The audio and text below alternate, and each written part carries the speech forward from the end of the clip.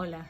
Bueno, hice un paréntesis en la grabación, no sé si lo voy a empalmar para terminar en este tramo con la lectura. Me quedan pocas hojas, pero después voy a decidir si queda pegado acá o no, así que en el otro no me despedí y bueno, sigo leyendo ahora en la página 194, después del conflicto La Paz, y el título en esta página es La Paz. Vamos a bajar la música que después me dicen que está muy fuerte. Perdón, no me di cuenta. Pero bueno, esta música me ayuda a neutralizar un poco los ruidos de la calle, los ruidos de la casa, del perro de al lado, en fin. Bueno, espero que no moleste cualquier cosa. Ahí voy. La paz. La paz es nuestro anhelo, finalmente paz. Pero una vez que la hemos logrado, ¿qué ocurre con nosotros? Ya no podemos seguir creciendo. Solamente podemos crecer allí donde hay controversias, donde aún no hay nada perfecto. Solamente allí podemos crecer. Toda vida se va abriendo camino bajo circunstancias difíciles. La idea de la paz eterna es un sueño.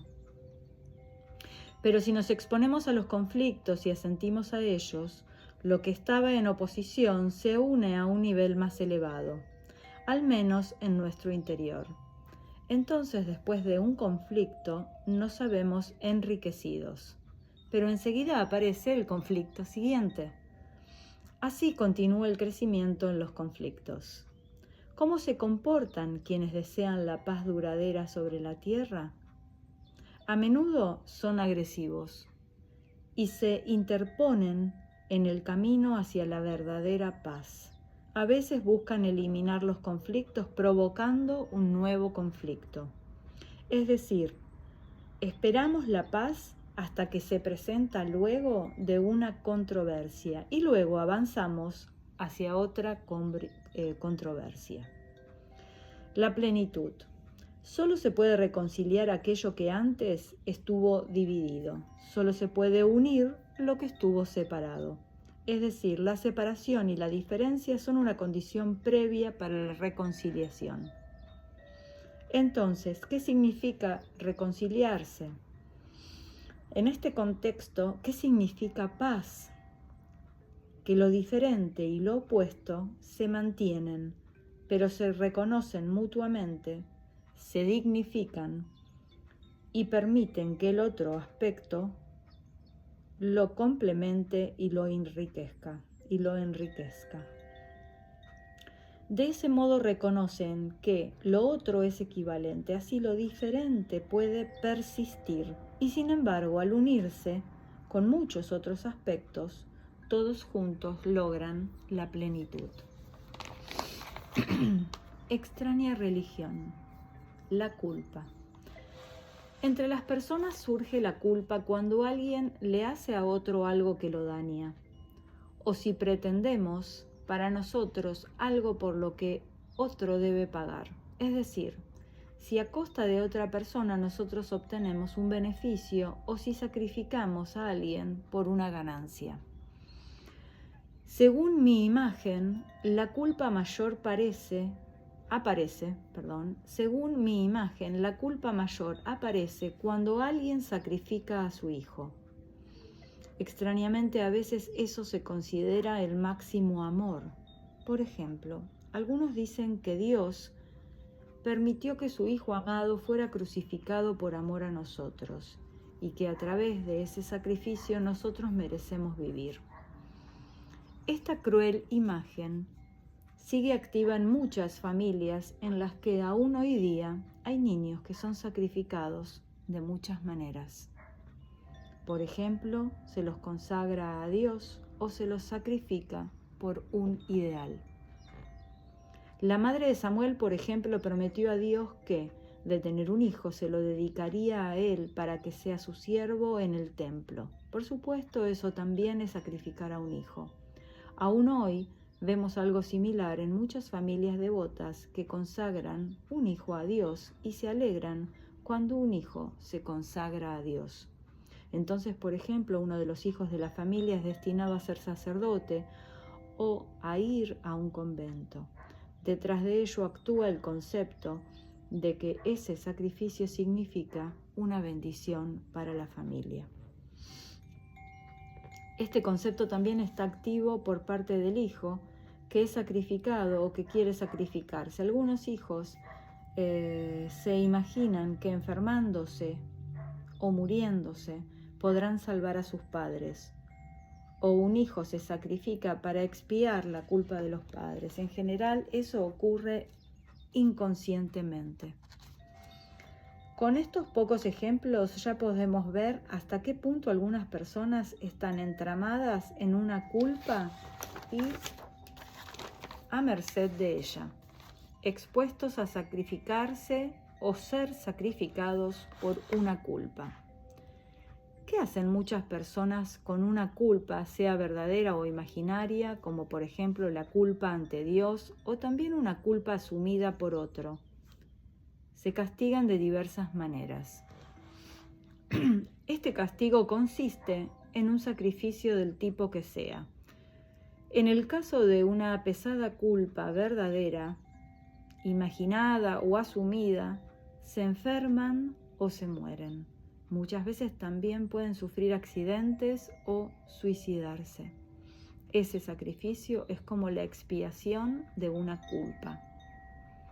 ¿Qué efecto tiene este tipo de sacrificio en la generación siguiente? La expiación de una culpa actúa como una nueva culpa, por lo cual más adelante habrá otros que deben volver a expiar una culpa. Así es como la desgracia no tiene fin. ¿Cómo se maneja la culpa? Con humildad. Se sabe y se admite que es imposible evadirse de la culpa personal, y tampoco de la imaginada ni de la asumida. Por lo tanto, uno se hace cargo de ella, pero en una modalidad distinta a la de la expiación. Uno se hace cargo de ella como fuerza. Aquel que se hizo culpable y que se sabe culpable y lo encara, tiene fuerza. ¿Fuerza para qué? La fuerza para hacer algo grande, algo sanador. De ese modo, uno también puede encarar una culpa personal.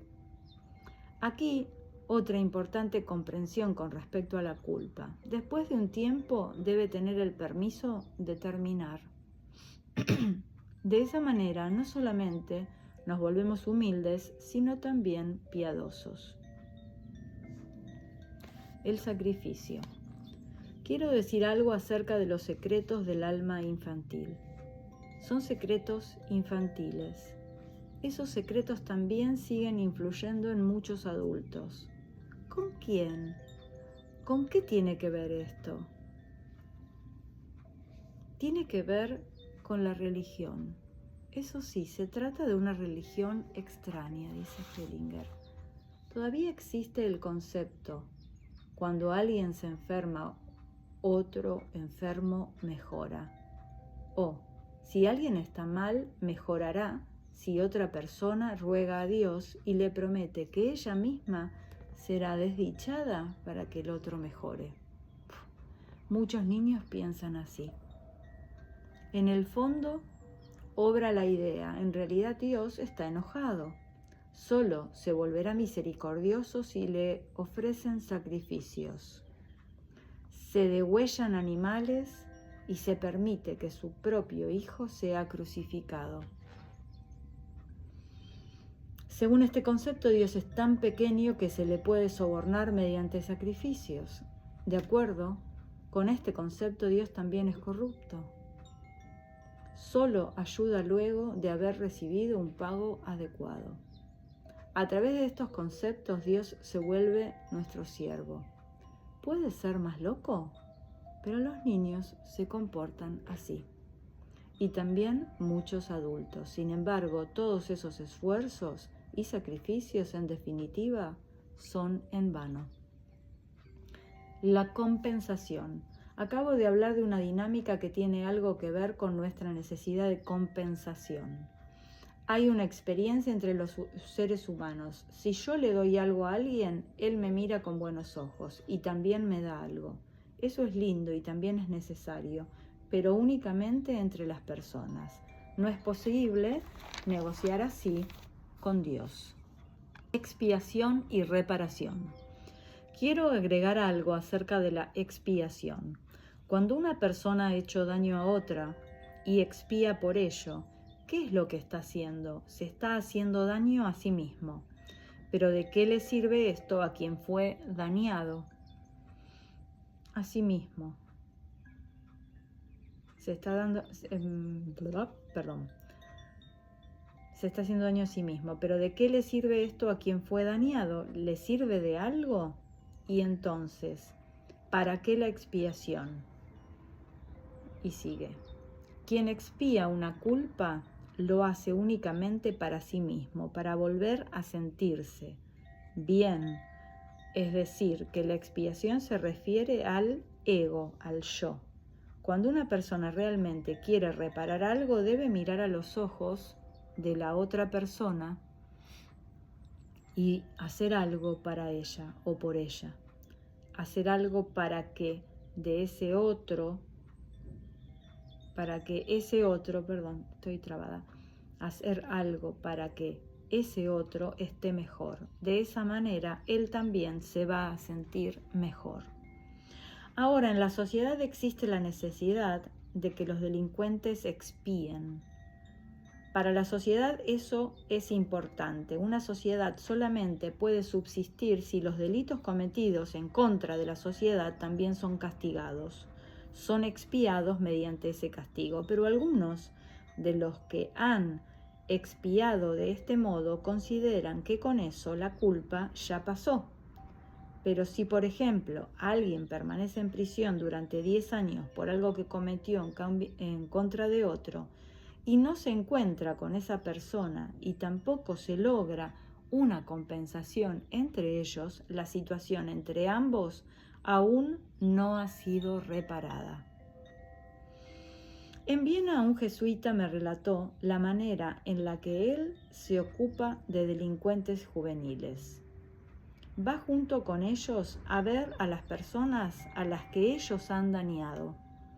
Uno de ellos le había robado a una anciana el bolso en el que guardaba todos sus ahorros. Este jesuita fue con el delincuente a ver a la anciana y tuvo que mirarla. Tuvo que ver cuán pobre era la mujer. Luego el joven le dijo, «Lo siento», y le preguntó a la mujer qué podía hacer él por ella. Ella le dijo, «Puedes limpiar mi jardín». Él puso manos a la obra y durante 4 semanas trabajó limpiando su jardín. ¿Eso fue expiación?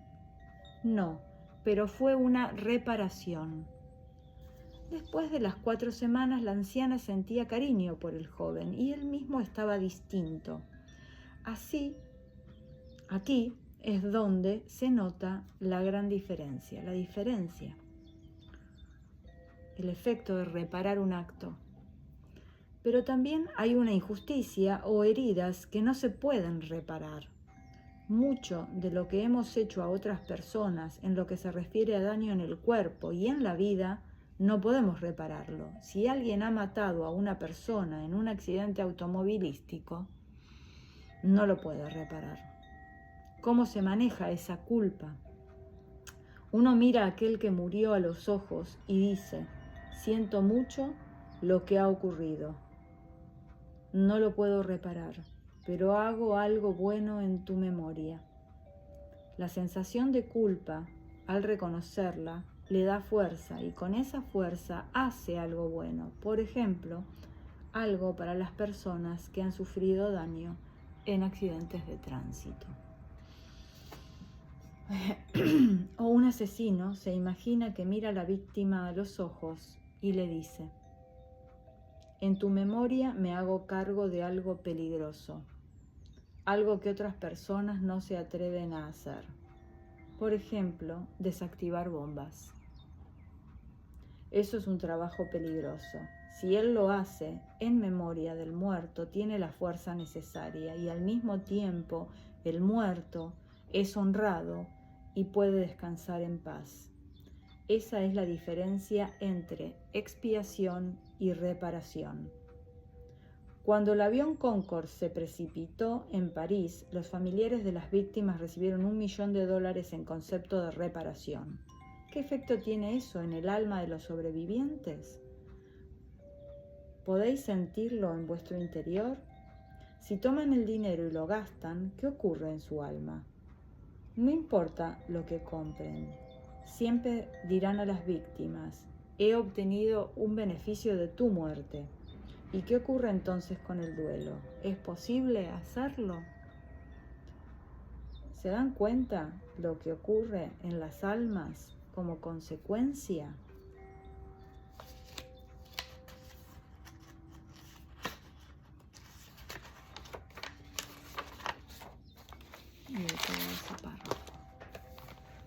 Perdonar y olvidar. El perdón que une es reservado y sereno. No se expresa en palabras, sino que se realiza en hechos. En el fondo no es otra cosa que tolerancia. El perdón que une es reservado y sereno. No se expresa en palabras, sino que se realiza en hechos. En el fondo no es otra cosa que tolerancia. Aparenta no ver un error, una injusticia, una culpa, y los olvida. De esa manera, el error o la injusticia o la culpa no tienen consecuencias graves para una relación, al contrario. Mediante la tolerancia silenciosa, la relación se hace más profunda. La confianza mutua crece, sobre todo por parte de aquel que fue el objeto de la tolerancia. Le permite que también él, si fuera necesario, pueda disimular y olvidar errores, injusticias y culpas de otros. Es distinto cuando uno le dice a otro: yo te perdono. Cuando dice eso, al mismo tiempo hace al otro culpable. Se coloca por encima de él y lo rebaja. Este perdón expresado en palabras anula la relación humana de igual a igual. Amenaza la relación en lugar de salvarla. Esto es un concepto diferente al que durante todas nuestras vidas hemos tenido con respecto a esto de pedir perdón, Pero ¿qué ocurre cuando el otro nos pide perdón? Si el ruego nace del dolor por habernos entristecido o herido, permite que sea más fácil olvidar el error o la injusticia o la culpa. En especial si nosotros, a nuestra manera, nos habíamos hecho culpables frente al otro. En ese caso, tal vez ambos nos demos el permiso de un nuevo comienzo, sin volver sobre lo ocurrido. Esa es una forma muy humana del perdón, en la que ambos siguen de igual a igual y al mismo tiempo en el llano. Pero hay situaciones en las que la tolerancia no puede ser aplicada porque la culpa es tan grande que solo puede ser reconocida por el culpable y sufrida por el perjudicado. El caso extremo de una culpa así es el asesinato, porque ya no puede ser reparada. Aquí el culpable debe encarar su culpa y las consecuencias de ella, sin esperanza de ser perdonado. Y los afectados no deben atribuirse el derecho de perdonarlo como si pudieran hacerlo o tuvieran permiso para hacerlo. ¿Qué ocurre en el alma de una persona culpable si después de ese tipo de culpa espera y ruega ser perdonado? Pierde de vista a las víctimas a las que perjudicó de manera irreparable. Entonces ya no puede hacer el duelo por ellas. En lugar de ello, busca escapar de las consecuencias de su culpa, imputándosela a otros y dejándola bajo la responsabilidad de esas otras personas. Quizás llegue a enfadarse con ellas, como si le debieran el perdón. Con eso pierde su dignidad y su grandeza, y aquel que lo perdona le quita esa dignidad y grandeza, pero por sobre todo le quita la fuerza que fluye hacia él mediante el reconocimiento de la culpa y sus consecuencias. Aquel que desde esa fuerza hace algo especial para otras personas y lo lleva a cabo, recupera su dignidad y en cierta manera su lugar entre las demás personas. ¿Qué ocurre en el alma de aquellos que a uno de esos culpables le concede el perdón? También ellos pierden de vista a las víctimas y ya no pueden hacer el duelo por ellas, sufrir con ellas. Pero sobre todo se elevan por encima del culpable y hacen que parezca desdichado y pequeño. A través de su perdón incluso provocan un enojo en el culpable porque no lo toman en serio a él y tampoco a su acción. De esa manera, en lugar de poner fin al mal, su perdón lo alimenta y le da fuerza. Por sobre todo, mediante un perdón de este tipo, la persona se toma la atribución de algo que solo corresponde a un poder superior, al que tanto perpetradores como víctimas están entregados y a cuyo servicio se encuentran todos, cada uno a su manera. Aquel que quiere perdonar se niega a darle la honra a ese poder. Se coloca a la par de él o incluso por encima de él. Si ambos, el perpetrador y la víctima, reconocen que no pueden escaparse de las consecuencias de esa acción porque ambos llegan a límites que para ellos son insuperables, también deben reconocer su impotencia e inclinarse ante su destino. Eso los une de una manera profunda y humana y prepara el camino para su reconciliación ante ese destino, cada uno asumiendo su responsabilidad. ¿Cómo pueden otras personas comportarse humanamente? ¿Cómo pueden otras personas comportarse humanamente frente a los perpetradores y las víctimas? La respuesta humilde a esta pregunta es con misericordia. Es un movimiento y una actitud del corazón, de persona a persona, pero también de la persona hacia el animal, hacia cada ser viviente. La percibimos ante momentos de sufrimiento sin salida y de culpa sin solución. Tratamos de suavizarla mediante actos misericordiosos, sabiendo, no obstante, que en lo profundo es imposible que ese sufrimiento y esa culpa se extingan. ¿Cómo podemos volvernos misericordiosos? Reconociendo en nuestro interior hasta qué punto estamos a merced de la misericordia y la tolerancia de otros frente a nuestra propia desgracia, a nuestra propia culpa y a nuestra propia situación insoluble. Por esa razón, los misericordiosos comparten la impotencia con los culpables y con los sufrientes. Desde esa impotencia no juzgan y no perdonan, permanecen humildes y abajo, permanecen humildes y abajo. Esta misericordia es serena. Con esto acabo de decir también algo acerca del amor que reconcilia. Este es un amor especial por encima y más allá de aquel amor que todavía exige algo. Aquí amor significa reconocer que todos los demás son iguales a mí ante algo más grande. Humildad significa lo mismo, perdonar y olvidar también. Ejemplo, incas y españoles. De un curso en Florida 2003.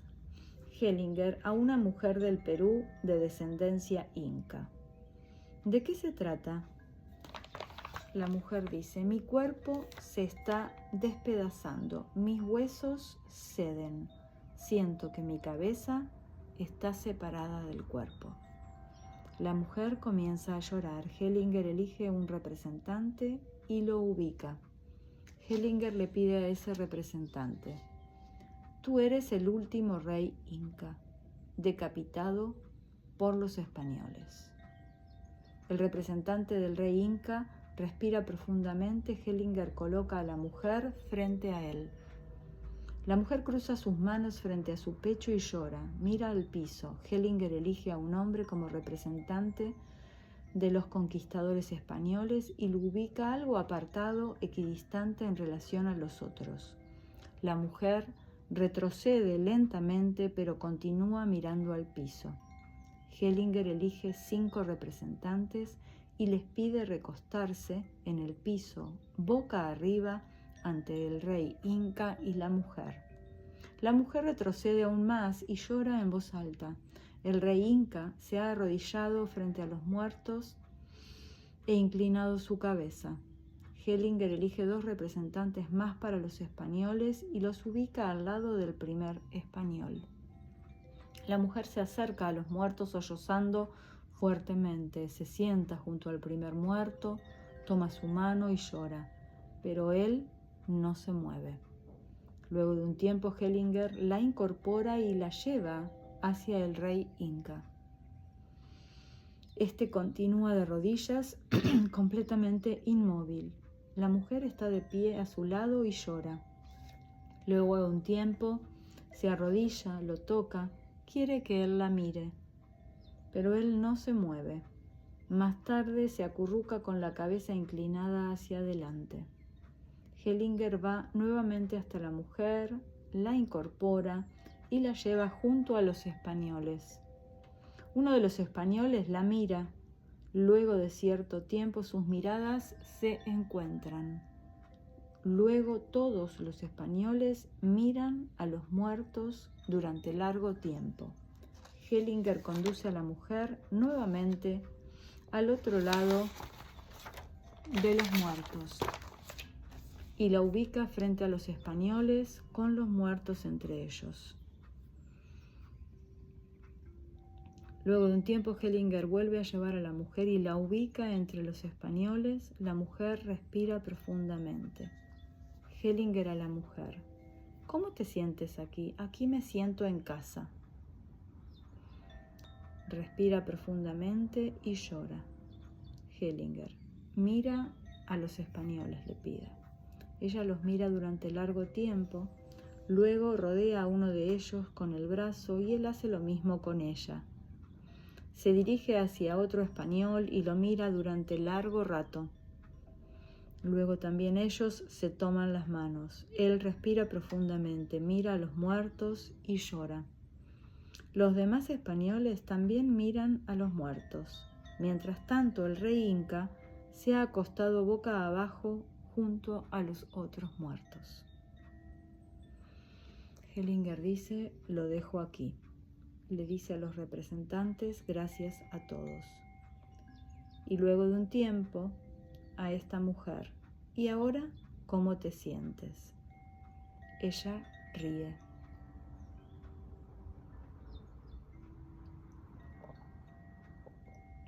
Mujer: a él: siento que una fuerte energía fluye a través de mis brazos. Me siento bien, le dice Hellinger. Hellinger: ¿qué ocurre con tu cabeza? ¿Está nuevamente conectada con tu cuerpo? La mujer dice: está, la puedo sentir. Hellinger al grupo: yo ya sabía algo de esta mujer, trabajé con ella en Washington. Sabía que se sentía unida a los incas y a sus ancestros incas. Por lo tanto, no debe sorprenderles que haya trabajado con ella de esta manera. Durante la constelación, cada tanto mostraba energía de perpetradora, porque varias veces formó puños con sus manos. Aquí pudimos ver algo más. Los españoles recién se ablandaron cuando también ellos fueron reconocidos y amados. Esto de vernos los unos a los otros y reconocernos. La despedida. Hellinger: mientras permanezcamos del lado de las víctimas, no hay futuro. Mientras no permitamos que el pasado sea pasado, no hay futuro. ¿Qué ocurre con las víctimas cuando sus descendientes las quieren vengar? ¿Cómo deben sentirse? ¿Pueden estar realmente muertas y en paz? ¿O actuando de esa manera nos entrometemos en su muerte y en su paz?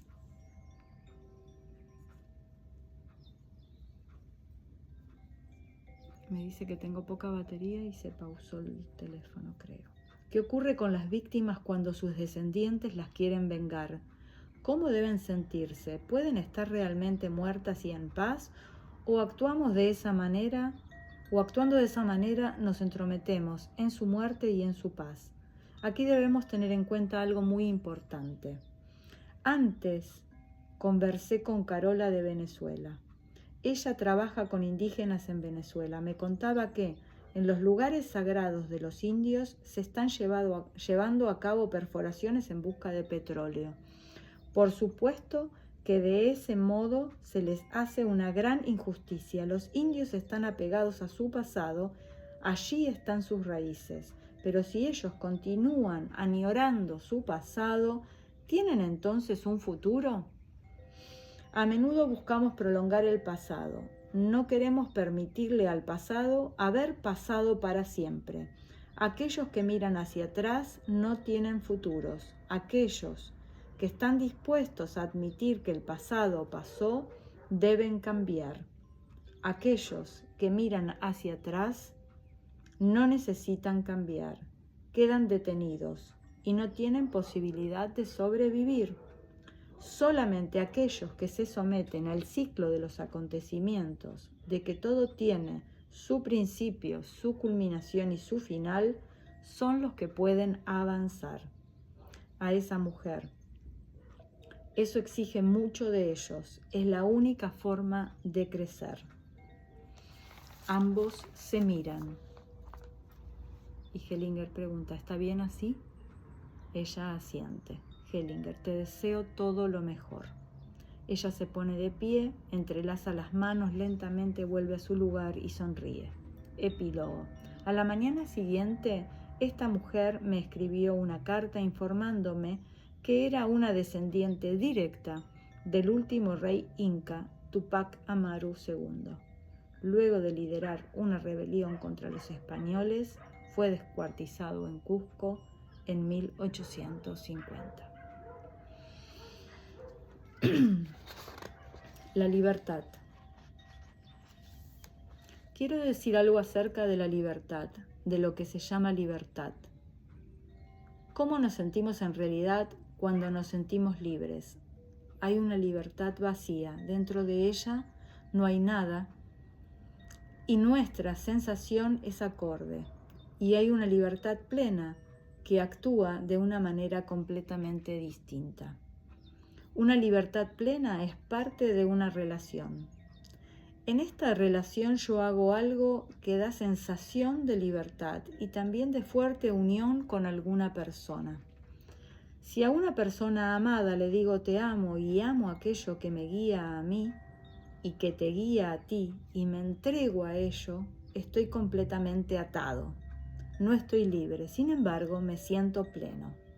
Ni bien he tomado la decisión de entregarme a otra persona o a otra cosa, la libertad está en la decisión, yo me entrego. Después me muevo como en un río. Dentro de él tengo cierta libertad de movimiento, pero en lo esencial, él me sostiene y me conduce en una determinada dirección.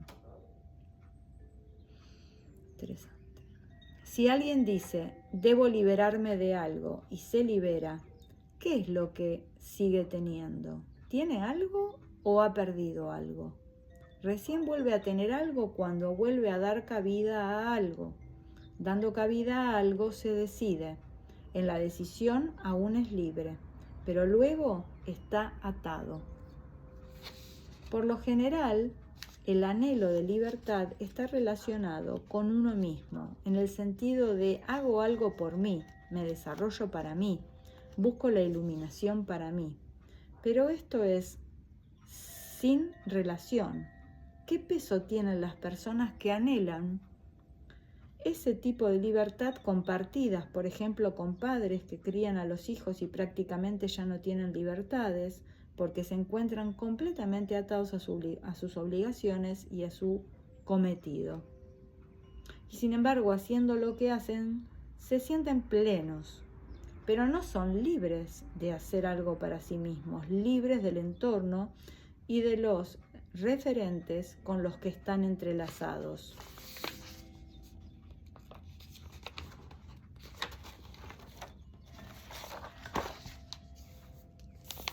La paz del corazón. Quiero decir algo más acerca de la reconciliación. ¿Qué significa eso realmente? Reconciliación significa que aquello que se opone o que aparentemente está en oposición se une sin por ello anularse mutuamente. Si una persona se encuentra en su círculo habitual, en su cultura, en su familia, en su religión, en su idioma, y sigue un determinado orden de valores, dentro de ese círculo se siente segura, ¿cierto? Al mismo tiempo también está limitada, porque junto a ese círculo hay otro círculo. Hay otra cultura, hay personas de otra raza, de otra religión, de otra escala de valores, con otras obligaciones y con otra conciencia. Ellas se encuentran dentro de otro círculo, también cerrado y seguro. Pero a cada uno le falta algo que el otro grupo tiene y le puede ofrecer. Permanecen limitados, sobre todo limitados espiritualmente, porque les queda vedado el acceso a lo nuevo. Ambos grupos podrán unirse sin entremezclarse. Cuando cada uno de ellos se abra hacia el otro y acepte que aquello que en el otro aparentaba ser amenazante y diferente es humanamente valedero y equivalente a lo propio. De ese modo, ambos persisten y se enriquecen mutuamente, y así se logra la reconciliación. Esto se puede reducir y aplicar a algo muy sencillo. Cada uno de nosotros llevamos en nuestro interior algo que creemos debemos rechazar. Es algo con lo que no concordamos en modo alguno y que va en contra de cierto ideal. Entonces nuestra alma está inquieta, nos defendemos ante algo y no logramos estar en paz. Logramos la reconciliación cuando incorporamos lo rechazado, asentimos a ello y hacemos lo mismo con el otro. Logramos la reconciliación cuando incorporamos lo rechazado, asentimos a ello y hacemos lo mismo con el otro. Que yo asienta y lo considere equivalente sin hacer diferencias. Entonces, lo que yo no quería, tener enriquecerá aquello que tengo se ampliará y encontrará sosiego en aquello que yo rechazaba. Eso es lo que se denomina la paz del corazón, o en inglés peace of mind, la serenidad. ¿Quién está sereno? En primer lugar, aquel que sabe esperar. En segundo lugar, aquel que confía en algo más grande, en un movimiento que lo guía y lo sostiene. ¿Quién está en la posición opuesta a la serenidad? Una persona que tiene miedo de que ya no quede tiempo, de que algo se acabe. Pierde la conexión con su alma y se vuelve frenética. Frenéticamente trata de encontrar ayuda afuera. ¿Hay alguien que pueda ayudar a quien frenéticamente busca ayuda? No, porque entonces tampoco el otro podrá permanecer en su centro. Imaginen que todos sus deseos se cumplieran. Hay personas que realmente se lo imaginan. ¿Cómo se siente una persona cuyos deseos se han cumplido? estás solo, porque esos deseos no tienen relación con algo más grande. Aquel que abandonó sus deseos exhala y está en sintonía con algo más grande. Es guiado hacia algo que es mayor de lo que él deseó en un comienzo. De todas maneras, la mayoría de los deseos son infantiles. Si se cumplieron, permanecemos niños. Pero el adulto que crece más allá se vuelve amplio y sereno. Ejemplo: polacos y ucranianos de un curso en Varsovia del año 2003. Hellinger a Olga. Le pregunta: ¿de qué se trata?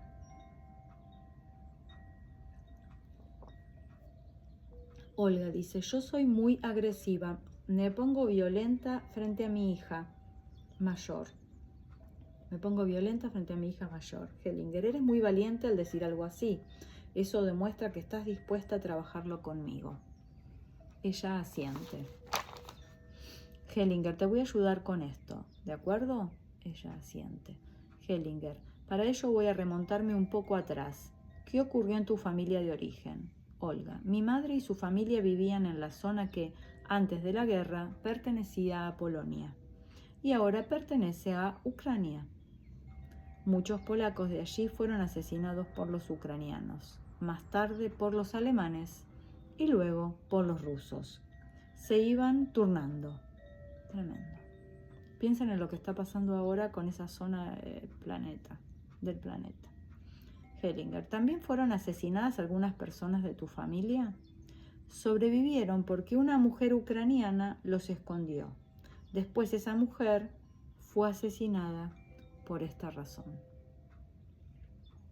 Hellinger al grupo: si nos exponemos a lo que ella ha dicho, sentimos aquello que nos toca profundamente. ¿Con qué persona estaba la energía más fuerte? En este trabajo comenzamos con la persona de la que percibimos la energía más fuerte. A Olga le pregunta: ¿pudiste percibir con quién estaba la mayor fuerza? Con esa mujer, con la que ocultó y salvó a su familia, ¿no? Con la ucraniana. Exactamente, fue una gran mujer. Hellinger elige una representante para la mujer y le pide que se ubique. Luego elige 2 hombres para los asesinos de la mujer y los ubica frente a ella.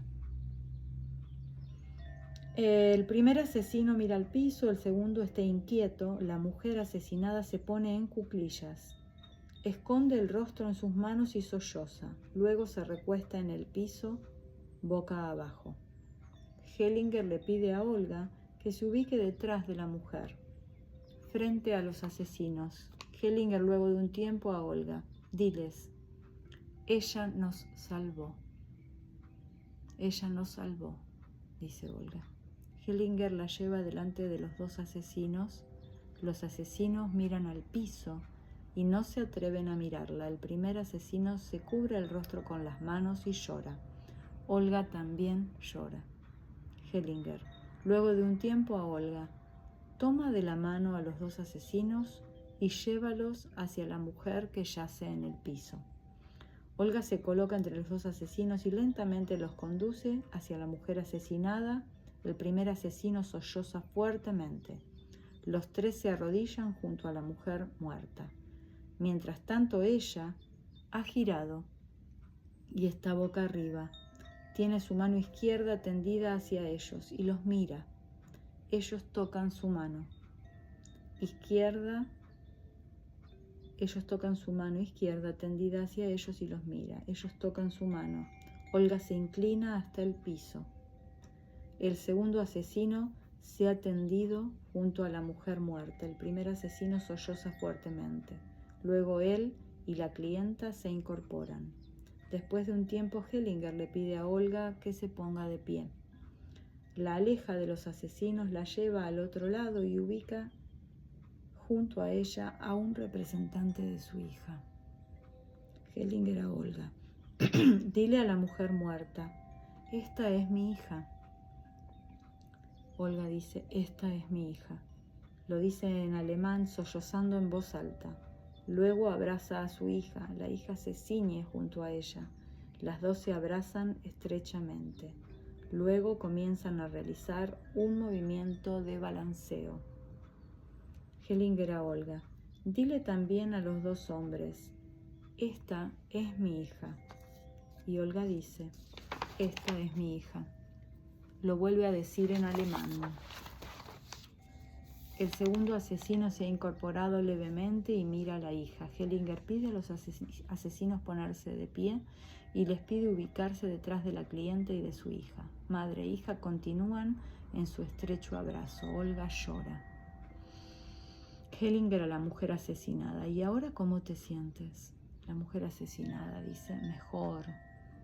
Hellinger al segundo asesino: ¿y tú?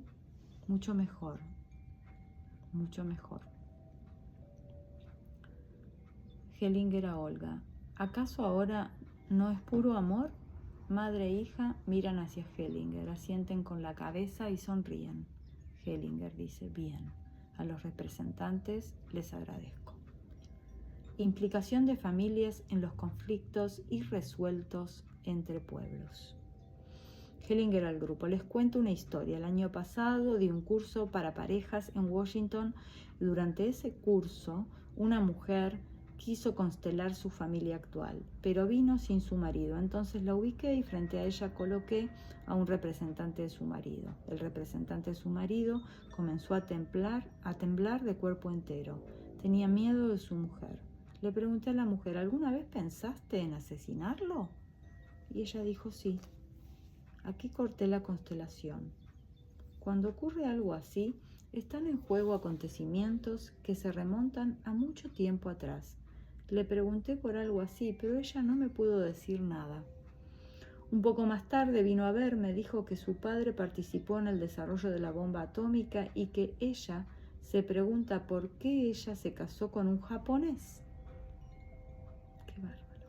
Luego, cuando lo constelamos, se mostró que ella estaba identificada con la bomba atómica. Ella y su marido en su relación seguían manteniendo la guerra entre los Estados Unidos de Norteamérica y Japón.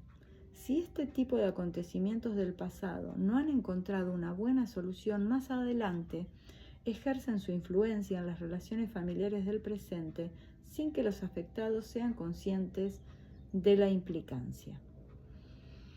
A Olga: en tu familia también había algo del pasado que todavía no había sido solucionado. Algunas personas fueron odiadas, esos ucranianos fueron odiados. Si ellos son excluidos, otros miembros de la familia deben representarlos. Tú debías representar a los asesinos y tu hija a la mujer ucraniana asesinada.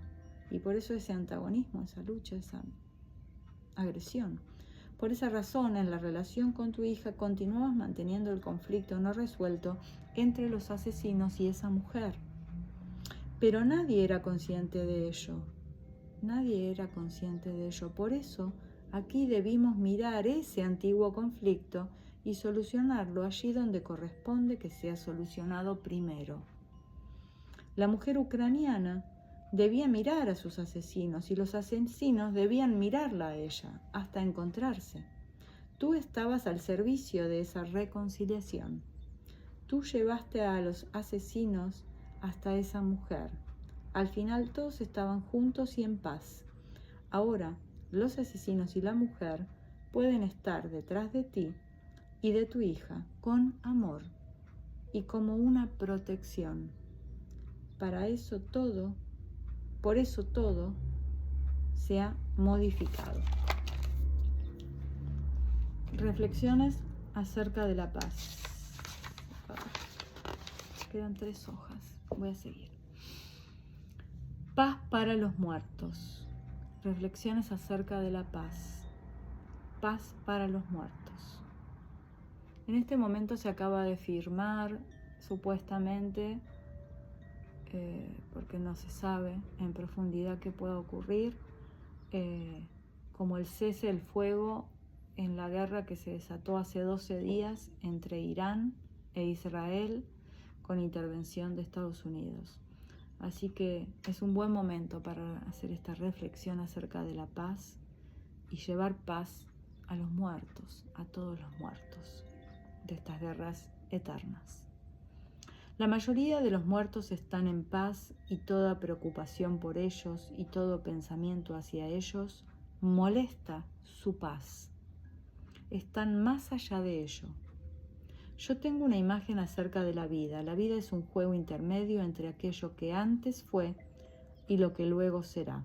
Por esta razón, los que no nacieron y los que ya cumplieron están custodiados de igual manera. Ellos no comprenden por qué alguien quiere llegar a ellos, por ejemplo, cuando se siente culpable y desea ordenar algo en relación a ellos. Sin embargo, experimentamos que algunos muertos siguen actuando en el presente. Aún no están en paz. A veces se adhieren a los vivos y los arrastran hacia la muerte. Esos muertos necesitan ayuda. Aparentemente no saben que están muertos, todavía buscan alimento entre los vivos y los succionan. Es peligroso darles cabida y ceder frente a ellos. ¿Cómo podemos eludirlos? Los eludimos mediante la realización pura. Es como si en su presencia nos disolviéramos hasta lograr la relación pura, de manera que no quede nada nuestro a lo que se puedan adherir. En esta relación pura, uno es completamente permeable. Aparta la mirada de ellos, la dirige hacia una oscuridad misteriosa y en su presencia permanece centrado. El efecto de esta actitud es que en lugar de mirar a los vivos, también los muertos giran para mirar hacia allí. Les permitimos que allí se disuelvan y que se conviertan en lo que Richard Wagner denomina el santo olvido. Esto es un movimiento, ¿no? Un ejercicio sistémico que nos está proponiendo Berta. ¿Dónde comienza la paz? Allí donde termina el recuerdo. El anhelo más profundo es ingresar en ese olvido. Fíjense que en general nos manejamos totalmente diferente, ¿no? Aquí me he animado a avanzar considerablemente. Sin embargo, simplemente se trata de percibir cuáles son los movimientos posibles y cuáles son los efectos que tienen en mi alma y en el alma de los otros. ¿Qué es lo peor para los muertos? Que uno les recuerde. No es así al comienzo, cuando el recuerdo aún permanece vivo, pero evidentemente morir es un proceso de lento desprendimiento. No hay que oponerse a este desapego, por ejemplo, recordando. La biografía de un muerto interfiere en este proceso. Toda acusación, todo reproche, todo duelo prolongado interfiere en este proceso. Recientemente buscaba en un libro, quería leer algo acerca de las cruzadas y de repente me di cuenta de que si continuaba leyendo, obstaculizaba la paz entre los perpetradores y las víctimas, y entonces volví a cerrar el libro. El olvido es una expresión máxima del amor. ¿Quiénes son los muertos que mejor están? ¿Quiénes han cumplido su muerte y están en la paz eterna? Aquellos a los que les permitimos ser olvidados. También podemos imaginarnos cuál sería nuestro caso, si morimos y somos recordados o si al morir somos olvidados. ¿Dónde está la consumación? Luego de un tiempo a todos los muertos ha de otorgárseles el derecho de ser olvidados. A veces todavía queda algo que se opone a ello. Ellos esperan que los respetemos, que tal vez todavía demostremos agradecimiento y todavía hagamos el duelo por ellos. Solo después que lo hacemos, ellos quedan libres de nosotros y nosotros de ellos. Bendición y maldición. La bendición viene de arriba y fluye hacia abajo. Viene hacia nosotros de parte de alguien que está por encima de nosotros. Eso, en primer lugar, son nuestros padres. Cuando los padres bendicen a sus hijos, están profundamente unidos al flujo de la vida. Su bendición acompaña a la vida que ellos han pasado a sus hijos. Al igual que la vida también, la bendición se remonta mucho más atrás de los padres. Al igual que la vida también, la bendición constituye una transmisión de algo sagrado, algo que nosotros mismos hemos recibido con anterioridad. La bendición es el sí a la vida. La protege, la multiplica, la acompaña. Al mismo tiempo, da al bendecido el permiso a su singularidad, individualidad, a su plenitud. La bendición y la plenitud fluyen a través de él hacia otros, por ejemplo, hacia una pareja, hacia los propios hijos, hacia amigos, y desbordan hacia el propio hacer, ese proceder que abraza a la vida, que la apoya y la protege. Esa es la forma en que los padres bendicen a los hijos cuando se despiden, cuando estos se van. Ellos mismos se quedan.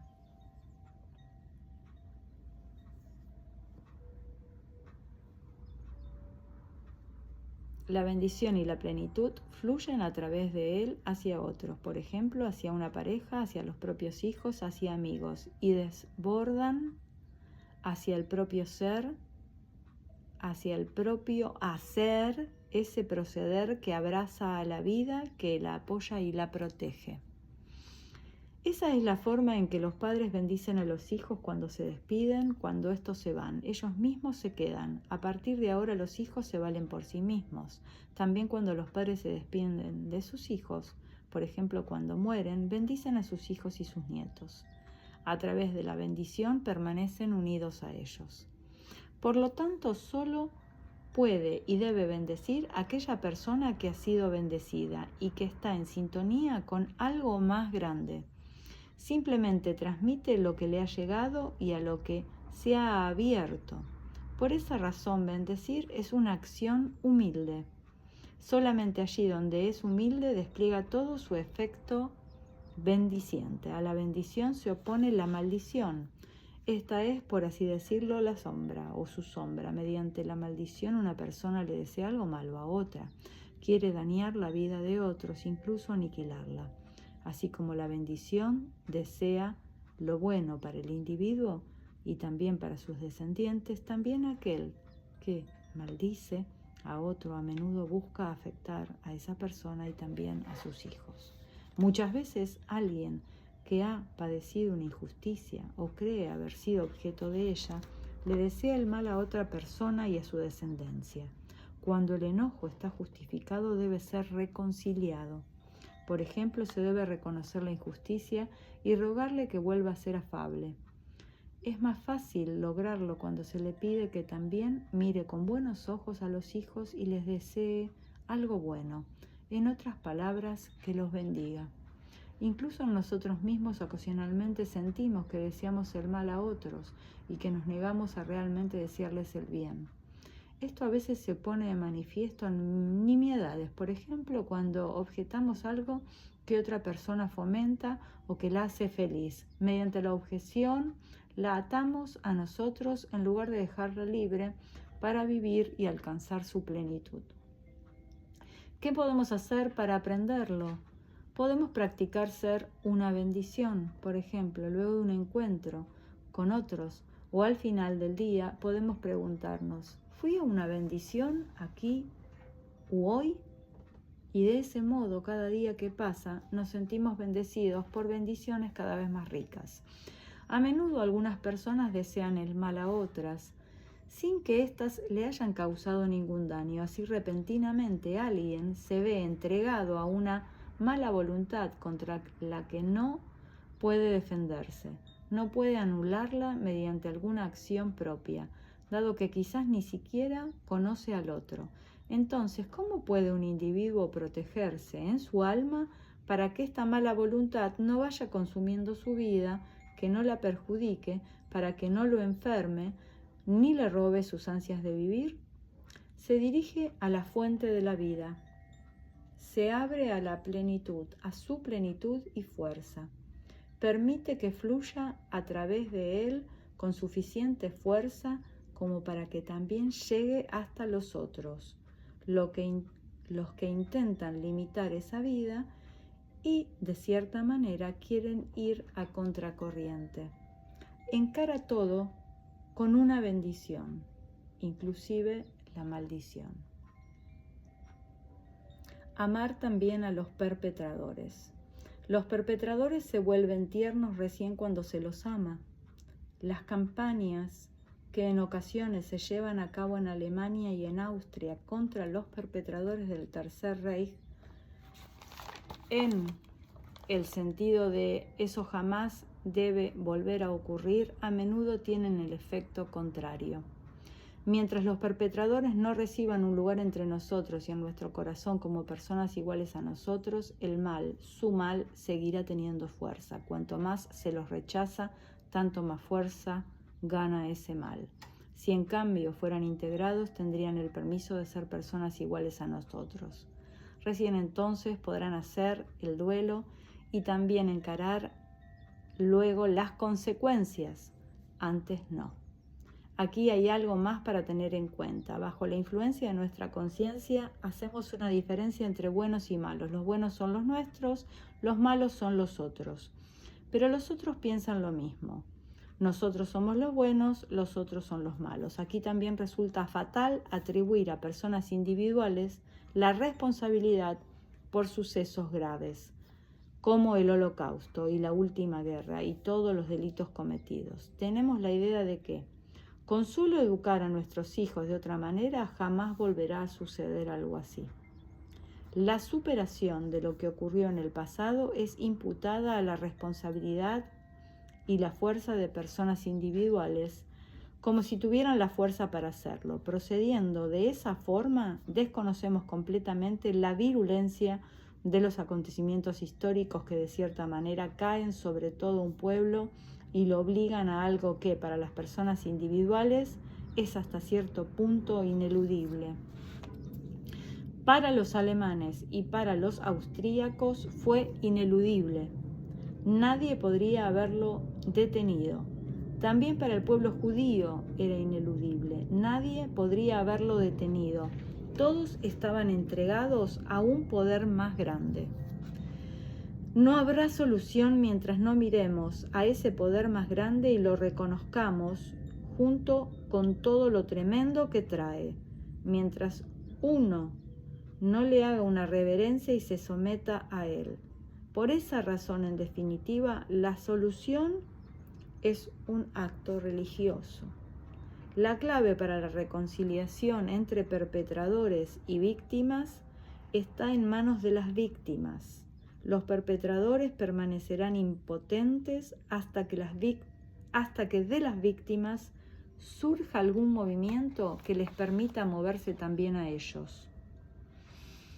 Los perpetradores por sí solos no lo pueden hacer. Aquí hay algo más para tener en cuenta. Las víctimas muertas no tienen paz hasta que no les hayan dado un lugar a su lado a los perpetradores muertos. Esta reconciliación se lleva a cabo entre los muertos, no entre los vivos. Aquí los vivos no pueden inmiscuirse. Si como sobrevivientes y descendientes reconocemos que nosotros no debemos inmiscuirnos en esto, que debemos permitir que ese proceso se cumpla entre los muertos, nos será más fácil liberarnos de ese pasado. Mientras tomemos partido por un bando en contra del otro, impediremos la reconciliación. ¿Qué hacemos cuando recordamos a las víctimas de la última guerra en ceremonias de conmemoración oficiales? ¿Y qué debemos hacer cuando se opina acerca de ellas? Es como una invitación a tomar partido en contra de los malos y a favor de las víctimas. ¿Cuál es el efecto? Los perpetradores y las víctimas no pueden encontrarse porque mediante nuestro juicio y nuestra manera de recordarlos, nos interponemos entre ellos. El movimiento sanador en nuestra alma hacia la paz sería el asentimiento a ambos, asentir a su destino tal como fue, ya sea como perpetrador, ya sea como víctima, las dos cosas al mismo tiempo. De esa manera también en nuestro interior reconciliamos el aspecto asesino, el impulso asesino propio y el sufrimiento que nos lleva a sentirnos víctimas.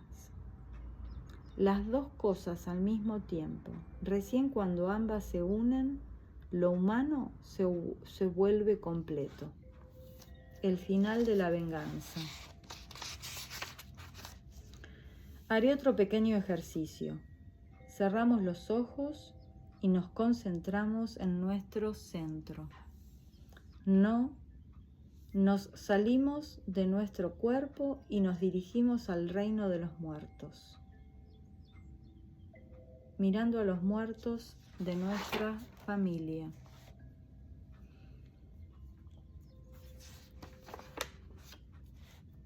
Luego miramos más allá de ellos, a los millones de muertos que perecieron asesinados, maltratados, que murieron de hambre.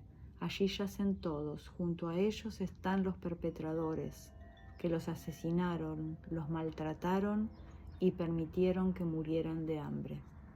Allí yacen también los muertos de la guerra. Son tantos, soldados muertos y ciudadanos, civiles muertos. Todos los que fueron asesinados, los que murieron de hambre, los que fueron maltratados, todos muertos. También yacen allí los enemigos que los asesinaron, soldados de uno y otro bando, todos muertos, todos iguales, ninguno mejor, ninguno peor, todos muertos. Un enorme ejército de muertos. Y lejos, detrás del horizonte, se divisa una luz blanca, todavía debajo del horizonte. Solo se ve su brillo. Los muertos se ponen de pie y giran hacia esa luz y hacen una profunda reverencia. Las víctimas muertas y los perpetradores muertos. Y nosotros hacemos una reverencia junto con ellos. Todos se inclinan con devoción ante esa luz que permanece medio oculta. Mientras los muertos permanecen así, en devoción, nosotros nos incorporamos, retrocedemos y dejamos a los muertos para que estén entre sí, las víctimas y los perpetradores. Nos vamos retirando cada vez más, desaparecemos ante nuestros ojos. Luego giramos, volvemos a la vida y miramos hacia el futuro. Aquí se acaba toda venganza.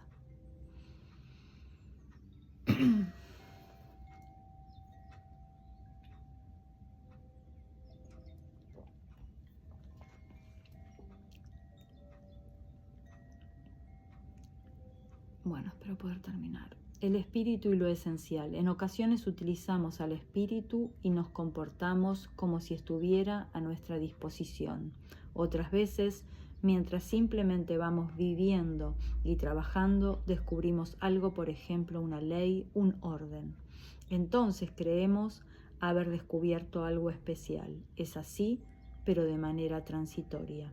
El espíritu no se rige por nuestros descubrimientos.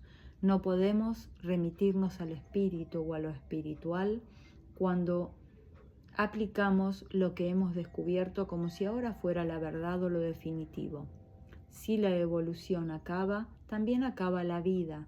Si acaban los cambios, también la vida acaba.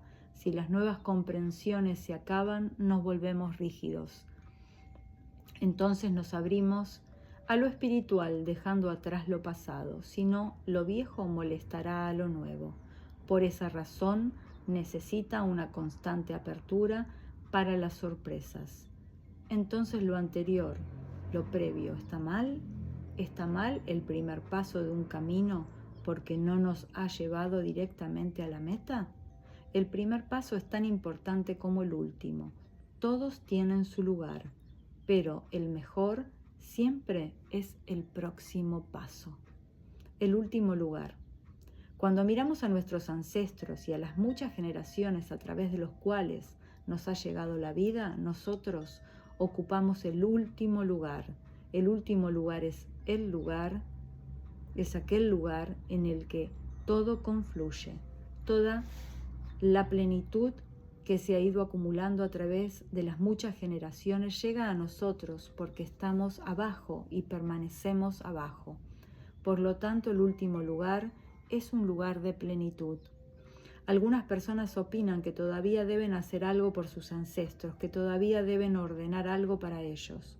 En ese caso se comportan como si los ancestros todavía necesitaran algo de nosotros.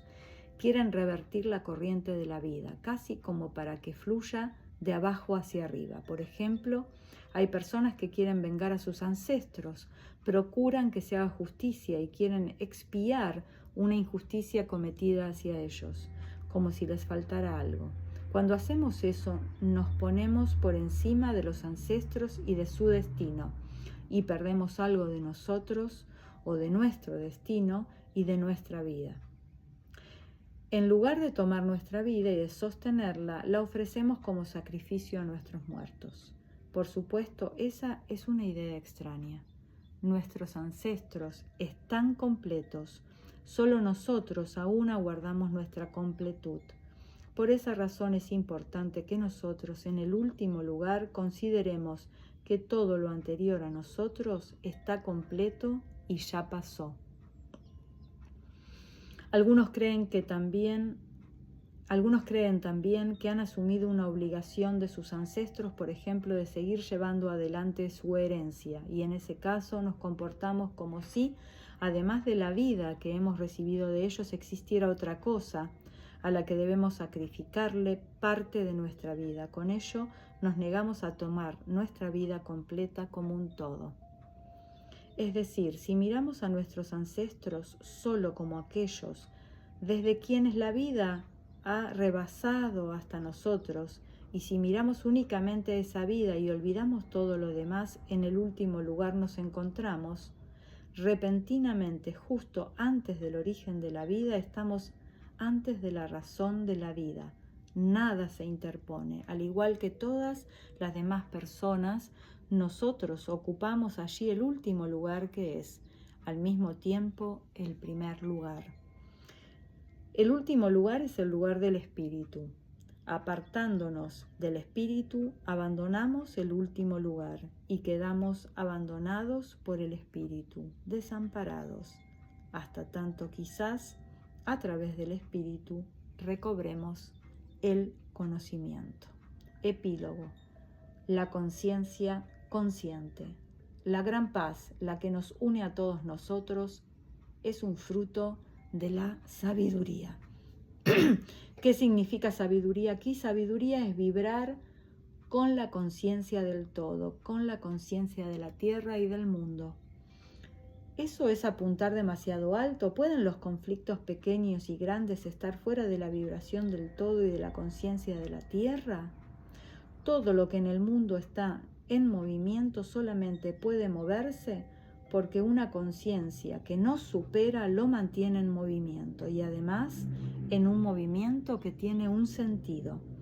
Para ese movimiento no puede haber una falta de criterio, insensatez, y por lo tanto tampoco la puede haber para aquellos que permiten que esta conciencia los guíe y que confíen plenamente en ella.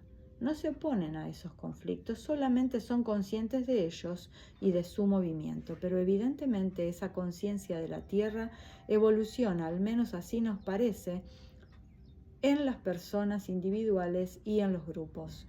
Por lo tanto, para nosotros tampoco es importante saber si esa conciencia sigue su evolución en su contexto más grande o si es solo que nosotros tomamos cada vez más conciencia de los contextos mayores. En nosotros el resultado es el mismo. Esta conciencia se expande, incorpora cada vez más y lo comprende cada vez más profundamente en todos sus aspectos. Permite que confluya y actúe en la propia alma, en la propia conciencia, y vibra en sintonía. Así comienza la paz en nuestra conciencia. Desde la conciencia sigue la acción, una acción diferente que incluso está en sintonía con quienes están en conflicto con nosotros o nosotros con ellos. Esta sintonía comienza en la propia alma. Allí en el alma, en la propia conciencia, comienza la paz. Ella nos une con la conciencia que está más allá de nuestra conciencia, a cuyo servicio también están en definitiva los conflictos relacionados con el tomar conciencia del todo. Gracias. Gracias, gracias, gracias por llegar al fin del libro conmigo. Lo dejo rápidamente aquí. Fue un placer haber terminado de leer después del conflicto la paz. Ojalá que nos sirva a todos, a muchos, que nos ayude a reflexionar y a estar en la paz. Que la paz sea contigo.